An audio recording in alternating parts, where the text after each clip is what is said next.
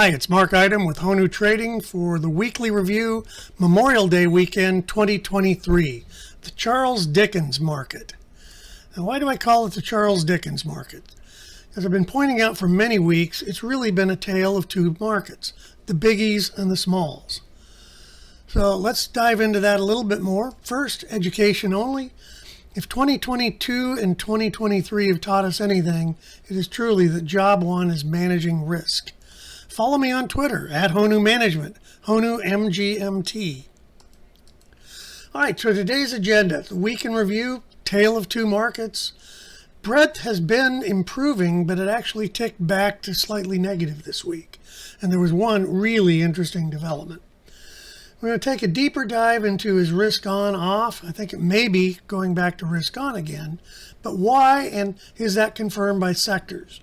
Financials, not out of the woods yet, but they're getting closer to the edge of the forest. And finally, we'll play our earnings game, jacked or whacked. So this is the bull we want to see, the snorting, rip-roaring bull. Instead, if you're not in the correct stocks, this is the guy we've got. It's been a very narrow market. If you're in the right stocks, this is your guy. If you're not, this guy. Or maybe, at least, hopefully, the bull or the bear is falling asleep. The breadth, weird.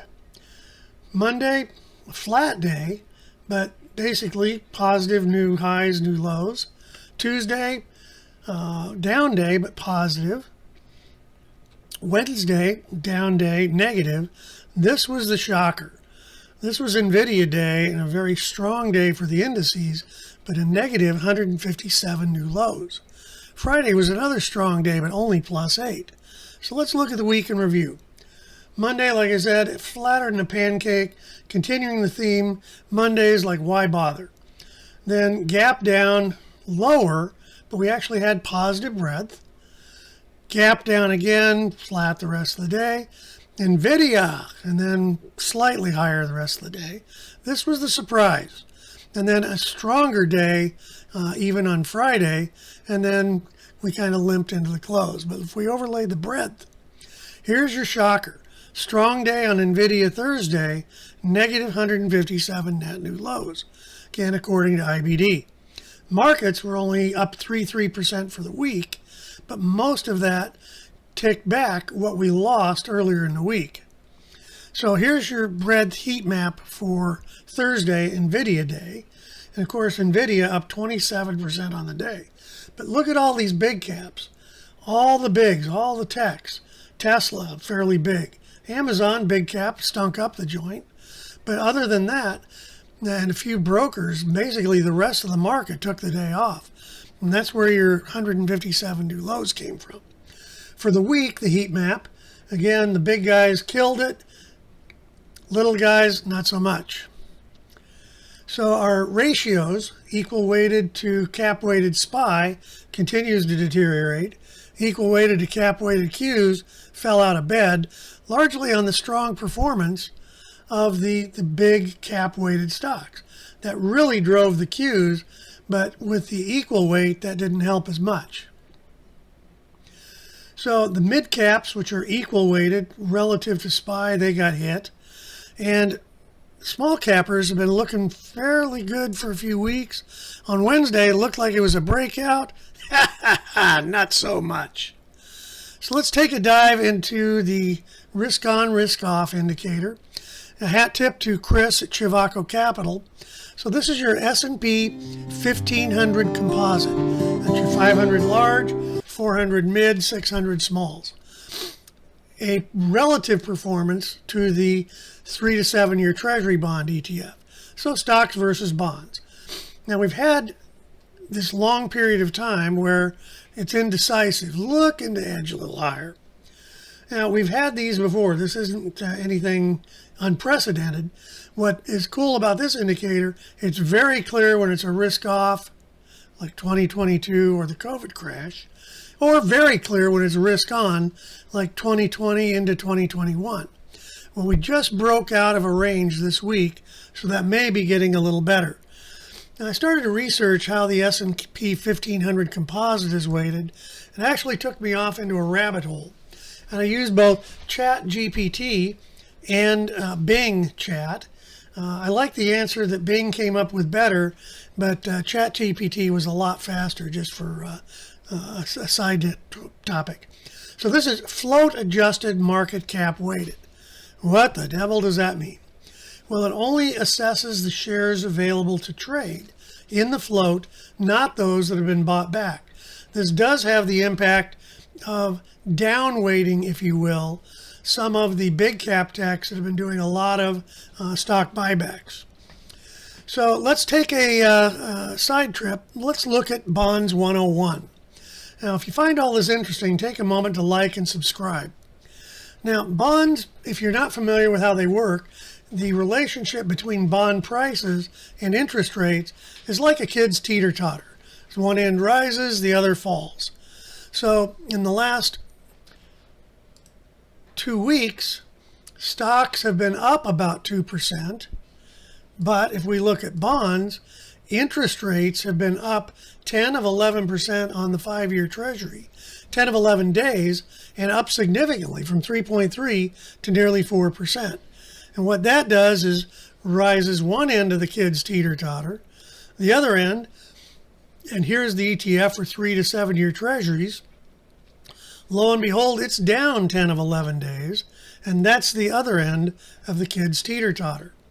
So bond values are down about 2% during the same period of time when stocks are up about 2%. So that's what's giving us this particular, perhaps, just maybe, risk on again. Now, if we were staring into the abyss of a deep recession, I don't think interest rates would be rising, and I don't think stocks would be falling. I don't think stocks would be rising either. So let's see what the sectors are telling us. The 3 best performing sectors year to date: technology. Boy, there's a shocker. Spoiler alert, the best performing sector is technology, up 32%. Communication, which is also economically sensitive, because your big cap companies, Google's, Meta, Amazon, Amazon's discretionary, but those are advertising based and therefore economically sensitive. Consumer discretionary, that's been higher as well. So tech is up 32%, communications is up nearly 30%, and discretionary is up 17.5%. Industrials are basically flat, but let's look at the rest of them. Now, these are mostly your economically defensive sectors. Staples down 1.7, 1.8. Real estate down 3.5. Healthcare down 6. Financials we'll take a deeper dive into in a minute, down 6. They have their own issues. Those typically would be considered economically sensitive. But the 2 worst performing are energy, down 9%, and it was the best performing last year. Not surprising it gives some back this year. But utilities, clearly a defensive sector, and that's down 10% as well. So let's take a deeper dive into the financials. I mentioned they're not out of the woods yet, but they are edging closer to the edge of the forest. So here, XLF, already was starting to trend lower than Silicon Valley Bank failed. Then we went into a lower low, a dangerous low, if you will. This is in the middle of that 30 to 31 range that had been resistance going back to the great financial crisis. Once broken, becomes support. So we had another lower high, but then we had a higher low and outside of that danger zone. A higher high, that's your probable change in trend, and we haven't broken to a lower low yet to negate that. But let's look at the big banks. They're not quite as positive. All the moving averages are stacked in the wrong direction. Lower high, lower low, lower high, lower low. As yet, they have not moved to a higher high. The regional banks, the trouble spot, that actually isn't even as positive. Clearly lower highs and lower lows, not even close to, well, I guess we did get close this week, but didn't break it. Next week, we're continue with earnings. You're going to get a lot more on the health of the consumer, Advanced Auto, Dollar General, Macy's, Chewy, and Lulu. So all kinds of the spectrum, a big department store, high-end consumers with Lulu and Chewy, the lower end of the market with Dollar General and auto parts. We've got AI and we've got one Dow stock, Salesforce. So our earnings game, jacked or whacked? Well, clearly it's jacked for NVIDIA. They were up 24% in one day. And the whacked, same day, Snowflake, also a tech-related company, down 16.5% in one day. So it clearly has been a tale of two markets. And as my buddy HONU always says, small losers win.